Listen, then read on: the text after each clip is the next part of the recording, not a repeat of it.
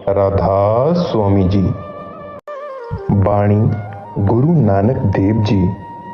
कुदरत करने हार अपारा, कीते का नाही क्यों चारा। यह पहली पातशाही श्री गुरु नानक देव जी की वाणी है, सुनने और विचार करने योग्य है। कहते हैं वह मालिक सारे खंडों ब्रह्मांडों को पैदा करने वाला है। जो कुछ उसकी रचना और कारीगिरी है उसमें किसी का दखल नहीं है। वह बहुलाशरिक है, खुद खुदा है। जीव उपाई रिजिक दे आपे, सिर सिर हुक्म चलाया। वह सारी दुनिया को पैदा करके रिज्क दे रहा है, जीविका दे रहा है। पशु पक्षी व आदमियों को तो रिज्क देता ही है, जो पत्थरों के अंदर कीड़े पतंगे हैं उनको भी रिज्क दे रहा है। जो पवन आहारी जीव हैं उनको हवा दे रहा है। जो जमीन के नीचे जीव हैं उनको वहां रिज्क दे रहा है। मतलब यह है कि वह मालिक 14 लोकों में रहने वाले कुल जीवों को रिज्क दे रहा है।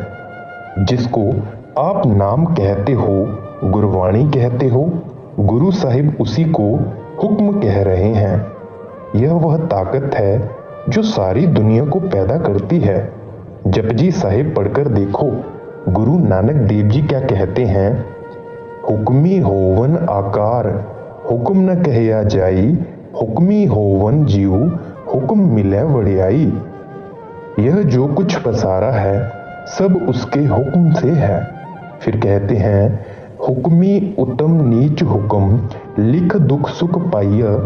इकना हुक्मी बख्शीस, एक हुक्मी सदा पवाइय। दुख सुख सब हुक्म से हैं। आखिर में कहते हैं हुक्म अंदर सबको बाहर, हुक्म न कोई। नानक हुक्म जय बूझे, तय हुक्म कहे न कोई। जितनी तारीफ की है सब हुक्म की ही है, और वह हुक्म हम सभी के अंदर है। हुक्म चलाए रहिया भरपूरे, किस नेड़े किस आँखां दूरे। कहते हैं वह अंदर भी है और बाहर भी। ना हम उसे दूर कह सकते हैं ना पास कह सकते हैं। क्यों? क्योंकि अगर पर्दा खुल जाए तो वह नजदीक से नजदीक है। इसके विपरीत अगर पर्दा न खुले तो वह दूर से दूर है। करोड़ों कोस का फासला है। वह जर्रे जर्रे में व्यापक है, लेकिन उसके मिलने की पूरी व्यवस्था मनुष्य के अंदर है। गुप्त प्रगट हर घट घट देखो, वरतै ताक सवाइया। ताक कहते हैं एक को। वह कुल मालिक हरेक मनुष्य के अंदर है और हर जगह मौजूद है। कोई हृदय ऐसा नहीं है जिसमें वह मौजूद ना हो, लेकिन किसी किसी फकीर ने ही उसको प्रकट किया है। वाकई सबकी आंखें के पीछे पर्दा लगा हुआ है, यानी उनके अंदर गुप्त है पर है सबके अंदर। जिस कौ मिले सुरत समाये, गुर शब्दी हर नाम त्याये। कितनी ऊंची शिक्षा है और कितना साफ साफ वर्णन करते हैं। कहते हैं कि जब किसी मनुष्य को वह परमात्मा अपने साथ मिलाना चाहता है तो उसको किसी महात्मा, किसी सतगुरु के पास भेजता है। वह महात्मा कहता है कि तेरे अंदर वह नगमा, वह बांगे आसमानी हो रही है। तू और कुछ ना कर, सिर्फ अपनी रूह को उसके साथ जोड़ दे। देखो कितना आसान और कुदरती तरीका है। किसी को ऐतराज है? कोई नहीं। वह मालिक सबके अंदर है और सबका साझा है।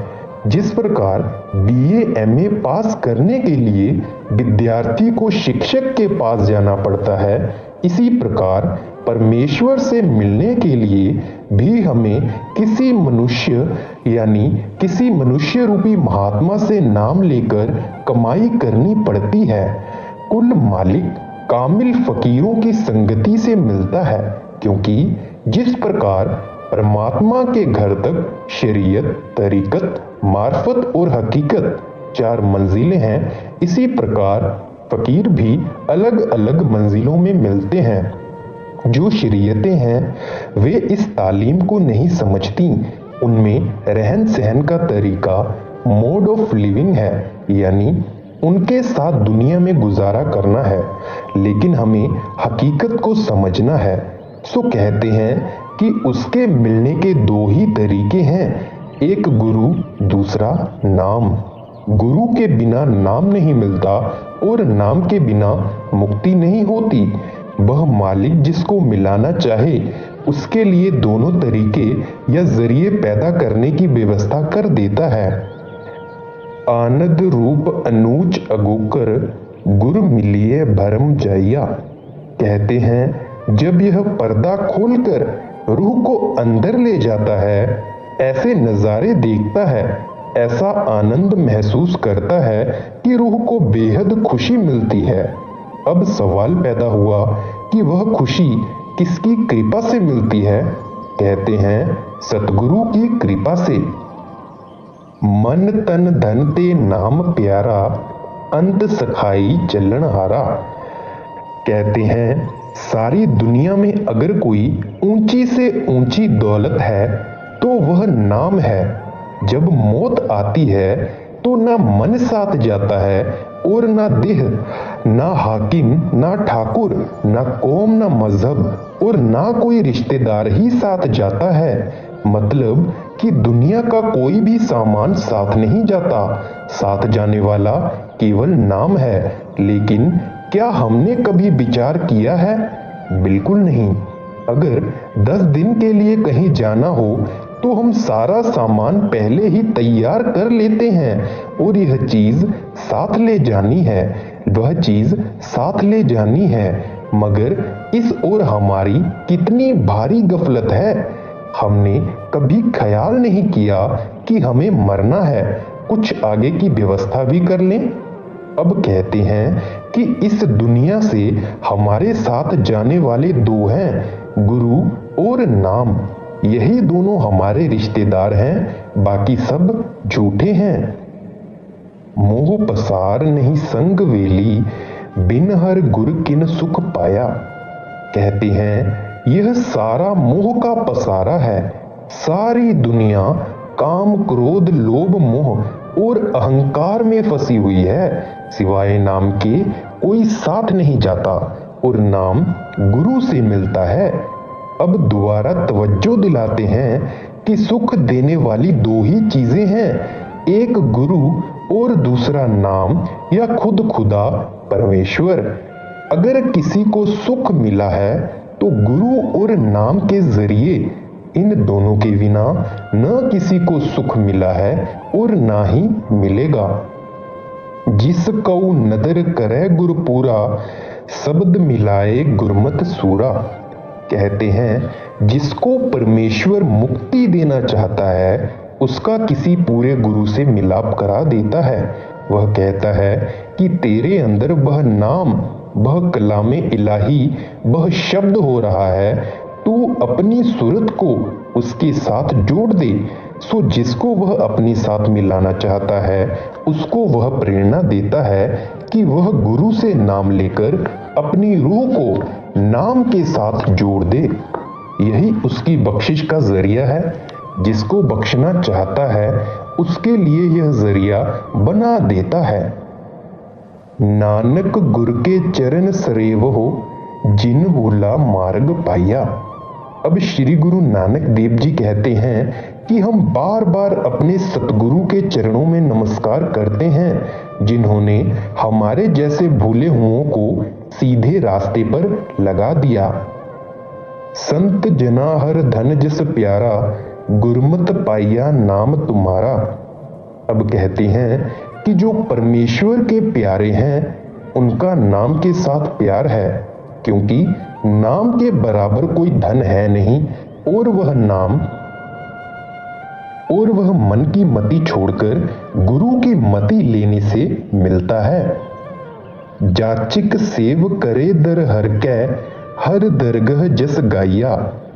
अब प्रार्थना करते हैं कि ऐ मालिक, मैं तेरे दरवाजे पर याचक बनकर आया हूँ, मंगता बनकर आया हूँ।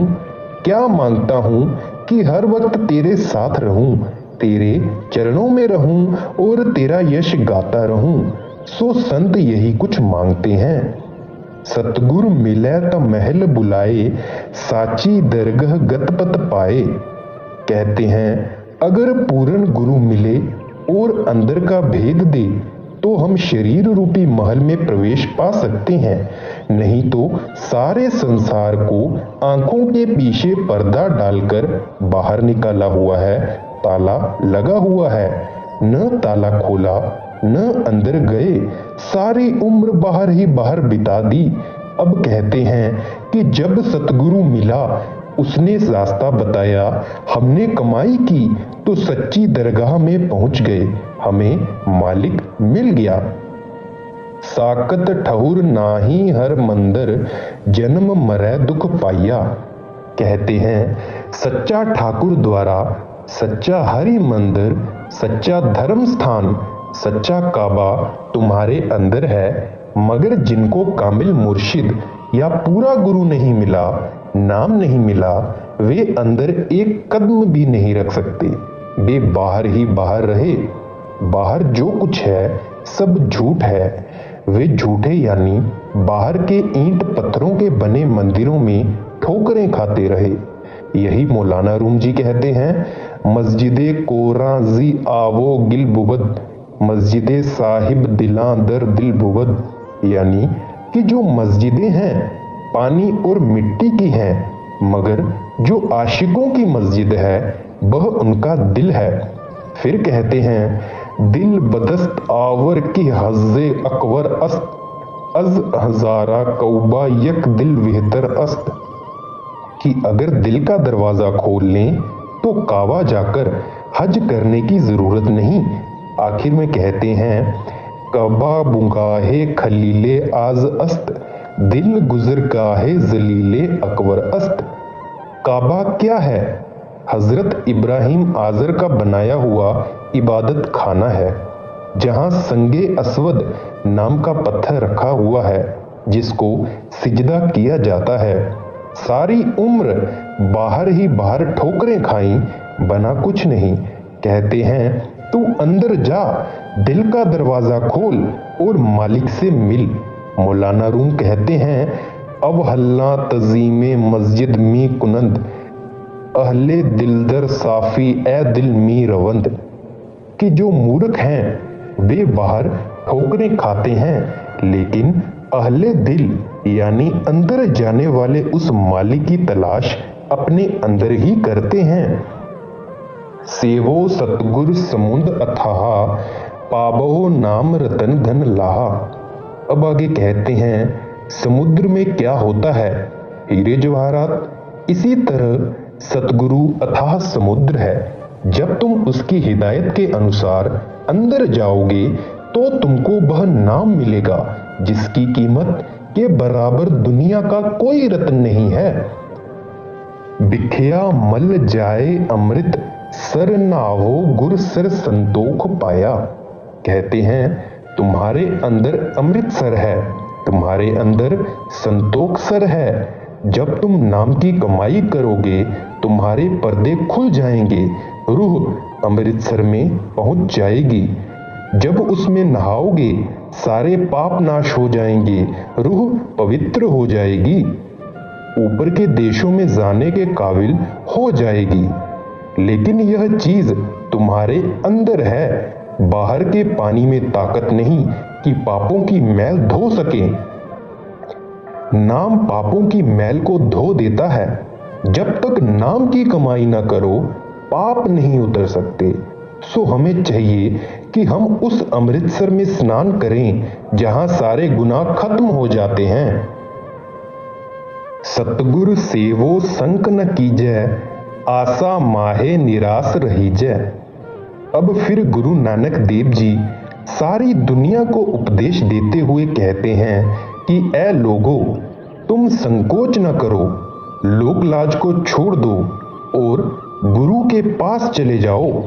जब तुम उसकी हिदायत के अनुसार अंदर जाओगे तुम्हारी सारी आशाएं पूरी हो जाएंगी, कोई आशा बाकी नहीं रहेगी।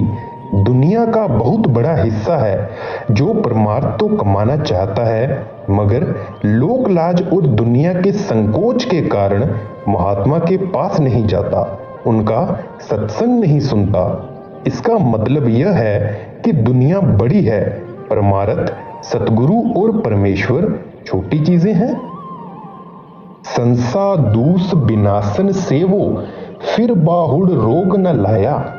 कहते हैं अगर एक बार अंदर पर्दा खोलकर उस अमृत यानी आवे हयात को पी लो, नाम की लज्जत ले लो, फिर ना दुख है, ना सुख, ना जन्म है, ना मरण, सदा के लिए मुक्ति हो गई। अब कौन आए और कौन जाए। दुनिया क्या है? दुखों का घर। यहाँ कोई सुख है? कोई नहीं। दुनिया में एक भी ऐसा आदमी नहीं जो कहे कि मैं सुखी हूं। जो दुनिया के भोग हैं वे नरकों के समान हैं। अगर सुख है तो इसके अंदर ही है, बिना अंदर गए यह सुखी हो नहीं सकता। कहते हैं दुनिया में ऊंचा कौन है, आदर के योग्य कौन है।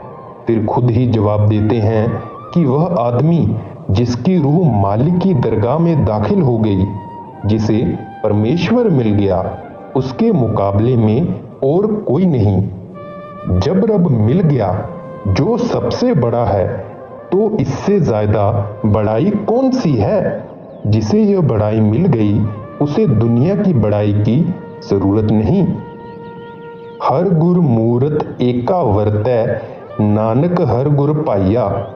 कहते हैं गुरु और परमात्मा एक हैं। अब आप कहोगे कि यह कुफ्र का कलाम है, मगर नहीं। क्यों? क्योंकि जो महात्मा हमें परमात्मा की दरगाह में ले जाएगा, उसकी आत्मा परमात्मा से मिलाप कर चुकी, तभी वह हमें वहां ले जा सकता है। अगर उसकी आत्मा ने परमात्मा से मिलाप नहीं किया, तो हमारी आत्मा का परमात्मा के साथ कैसे मिलाप करा सकेगा। वह महात्मा परमात्मा से मिलकर परमात्मा हो चुका है। जब हम उसकी हिदायत के अनुसार अंदर जाएंगे, तब हमारी आत्मा भी परमात्मा से मिलाप करेगी। यानी अगर पूर्ण गुरु नहीं मिला तो परमात्मा भी नहीं मिला। अगर पूर्ण गुरु मिल गया तो परमात्मा भी मिल गया। यही मौलाना रूम साहिब जी कहते हैं, चूंकि कर दी जाते मुर्शिद रा कबूल, हम खुदा दर जाशत आमद हम रसूल। अगर मुर्शिद मिल गया तो खुदा और रसूल दोनों मिल गए। अगर मुर्शिद नहीं मिला तो मनुष्य दोनों से खाली रहा। अब यह ऊंची अवस्था है। जब मैंने रुड़की कॉलेज से इंजीनियरिंग की डिग्री हासिल की, तो मेरे साथ और भी बहुत से लड़के थे जो हमारे शिक्षक थे। उन्होंने कहा कि आज हम और आप बराबर हैं, एक ही हैं, क्योंकि जो डिग्री हमने हासिल की है वही आपने भी हासिल कर ली है। सो जो संत सचखंड पहुंच चुके हैं वे सब एक ही हैं। अब गुरु साहिब जी कहते हैं कि मेरा इश्क और प्रेम गुरु से है। बाचह पुस्तक वेद पुराना, इक बह सुनह सुनावह काना, अजगर कपट कहो क्यों खुलै, बिन सतगुर तत ना पाइया। कहते हैं सारी उम्र ग्रंथ पोथियों का अध्ययन करते रहे, वेद शास्त्र और कुरान इंजील खोजते रहे, आलिम फाजिल गुणी ज्ञानी बन गए, ज्ञान और विद्या की समस्याएं हल कर लीं, लेकिन किसी पूर्ण गुरु के पास नहीं गए। ना नाम मिला, न पर्दा खोला, न अंदर गए। जिस मकसद के लिए दुनिया में आए थे उसे पूरा ना किया। वह मकसद क्या था? गुरु से मिलकर अंदर पर्दा खोलकर परमात्मा के दर्शन करना। सभी वेद शास्त्र कहते हैं कि परमात्मा तेरे अंदर है। गुरु अर्जुन देव जी भी कहते हैं कि परमात्मा तेरे अंदर है। एक जगह कहते हैं सब किछ कर्म बाहर नाही, बाहर टोले सो परम पुलाही। मगर हम कहते हैं कि पढ़ने से मुक्ति होती है। अगर अंदर नहीं चढ़े तो पढ़ना ना पढ़ना एक ही समान है। गुरु अर्जुन देव जी भी यही कहते हैं कि जो कुछ है वो हमारे अंदर है। अगर हमारे शरीर के अंदर के बाहर ढूंढोगे तो सब कुछ भ्रम है, सब कुछ धोखा है। यही तुलसी साहिब जी भी फरमाते हैं, 4:18:9 पढ़े शट पड़ी खोया मूल, सुरत शब्द चीने बिना ज्यों पंछी चंडूल। चाहे कोई मनुष्य 4 वेद, 18 पुराण, 9 व्याकरण, 6 शास्त्र भी पढ़ ले, लेकिन अगर उसकी आत्मा अंदर नहीं गई तो वह झूठा है और उसकी बातें भी झूठी हैं, क्योंकि वे आत्मिक अनुभव पर आधारित नहीं है। चंडूल एक पक्षी होता है जो हर एक पक्षी की बोली सुनकर उसकी नकल कर लेता है। सो वह पंडित उस चंडूल पक्षी की तरह है। फिर सिर्फ पढ़ने से क्या फायदा। अब कहते हैं कि जिस तरह कोई बिना शिक्षक के BA MA की डिग्री हासिल नहीं कर सकता, इस तरह बिना सतगुरु के ना तो कोई अंदर गया है और ना ही कोई जा सकता है। कर विभूत लगावह भस्म, अंतर क्रोध चंडाल सो होमे। कहते हैं कपड़े रंगे, भभूत लगाई, घर बार छोड़ा, लेकिन अंदर वही काम, वही क्रोध, वैसे ही दूसरे विकार हैं। फिर एक भेषधारी दूसरे भेषधारी से लड़ता है। हर एक यही कहता है कि मैं ऊंचा हूं। कुंभ के मेले में जाकर देखो, जिस तरह राजा महाराजाओं की बारात निकलती है, इसी तरह इनके बड़े बड़े जुलूस निकलते हैं। एक भेषधारी कहता है कि हमारा शाही जुलूस पहले निकले, दूसरा कहता है कि हमारा शाही जुलूस पहले निकले। आपस में लड़ाई करते रहते हैं। अब कहते हैं कि वे लोगों की रोटियां खाते रहे, अंदर गए नहीं, बना कुछ नहीं। पर जब काल ने हिसाब मांगा तो खुद के पास कुछ था नहीं, फिर गए नरकों में। पाखंड कीने जोग न पाइया, बिन सतगुर अलख न पाइया। अब गुरु नानक देव जी कहते हैं कि यह जो कुछ भेषधारियों के विषय में बयान किया गया है, सब पाखंड है। बिना मुर्शिद ना कोई अंदर गया है और ना जाएगा। वह मालिक अलग है, अगम है। बिना सतगुरु और बिना कमाई के लखा नहीं जाता, यानी नजर नहीं आता। तीरथ बरत नेम कर उद्याना, जत सत संजम कथा ज्ञाना। कहते हैं कोई तीर्थों पर जाकर स्नान करता है, कोई घर बार छोड़कर उजाड़ों ब्यावानों में फिरता है, कोई यति है, कोई सती है, कोई कुछ कर्म कर रहा है तो कोई कुछ, कोई लोगों को उपदेश देता फिरता है लेकिन खुद करनी नहीं करता। अब जिनकी अपनी शादी न हुई हो, वह दूसरों की शादियों के गीत गाता फिरे, उसका क्या फायदा। पढ़ लिखकर वाद विवाद किए, अहंकार हो गया कि मेरे मुकाबले में कोई नहीं, मैं सबको जीत कर आया हूं। यह तो मुक्ति नहीं, यह तो मुक्ति का साधन नहीं। राम नाम बिन क्यों सुख पाइए, बिन सतगुर भरम न जाइया। कहते हैं जब तक इसे कोई कामिल मुर्शिद ना मिले और वह रास्ता ना बताए, यह अंदर ना जाए, नाम की लज्जत ना ले, तब तक इसका जन्म मरण समाप्त नहीं होता। अब कहते हैं कि बिना सतगुरु के यह अंदर नहीं जा सकता। बिना सतगुरु के ना भ्रम दूर होता है, ना परमात्मा की समझ आती है और ना ही शांति मिलती है। न्यूली करम भुइंगम भाटी, रेचक कुंभक पूरक मन हाठी। एक पतली करीब 3 अंगुल चौड़ी मलमल की धोती होती है, उसको पानी में भिगोकर निगल जाते हैं। जो खाना अभी पाखाना नहीं बना, उसको लबेड़ कर बाहर लाते हैं, इसे धोती कहते हैं। जो खाना पाखाना बन चुका, उसको गुदा के रास्ते बाहर निकालना, यह बस्ती है। चाहे इसको एनीमा कह दो। इस तरह एक रेशम का डोरा होता है, उसको एक नासिका से दाखिल करके मुंह के रास्ते से निकाल लेते हैं। इससे जो दिमाग की वल्गम होती है निकल जाती है। इसको कहते हैं नीति। न्योली कर्म में दोनों कंधे नीचे और पीठ सीधी करके बैठना और पेट को अंदर की तरफ खींचना पड़ता है और दाएं बाएं मथानी की तरह घुमाना पड़ता है। इससे पेट की हवा को निकालकर अंदर की सफाई की जाती है। बाकी रहे पूरक, कुंभक और रेचक। यह प्राणायाम वाले करते हैं। पूरक श्वास के भरने को कहते हैं, कुंभक श्वास के ठहराने को कहते हैं और रेचक श्वास के खाली करने को कहते हैं। ये तीनों मन के साधन हैं। जो असली रास्ता है वह आंखों से ऊपर है। वह रब्बी डिजाइन है, परमात्मा का बनाया हुआ रास्ता है। लेकिन जो ऊपर बताए गए हैं ये योगियों के रास्ते हैं।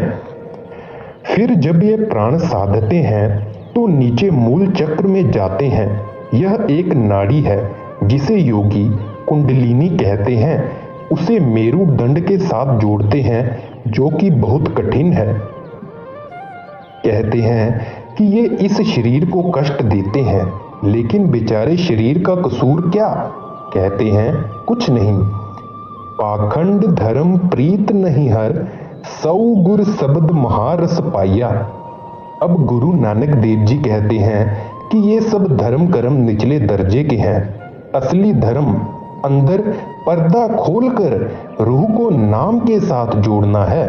अगर कोई ऊंची से ऊंची लज्जत है तो इसमें आजम में है, कलामे इलाही में है। कुदरत देख रहे मन माया, गुर शब्दी सब भरम पछानिया। कहते हैं जब इसने अंदर पर्दा खोलकर देखा तब एक ही बात नजर आई। क्या? कि वह मालिक हरेक के अंदर और जर्रे जर्रे में मौजूद है। जो मन हमारी रूह का पति बना हुआ था अब वह गुलाम बन गया। जब मन एक बार काबू में आ जाए तो इसके जैसा कोई वफादार गुलाम नहीं। लेकिन अगर मन ने इसको काबू किया है तो मन से बड़ा कोई दुश्मन नहीं। अब ब्रह्म में आ गए। यह सारी सृष्टि ब्रह्म से ही पैदा हुई है। अब सवाल पैदा हुआ कि किसकी कृपा से यहाँ पहुंचे? कहते हैं सतगुरु की कृपा से। नानक आत्म राम सवाइया, गुर सतगुर अलख लखाइया। कहते हैं कि राम समुद्र है, कुल दुनिया में भरपूर है और आत्मा राम की अंश है। यह किसकी कृपा से समझ में आया? कहते हैं गुरु की कृपा से। अब कहते हैं कि जिसको सारी दुनिया इनविजिबल अलख कहती है उसको देख लिया, लेकिन किन आंखों से? अंदर की आंखों से।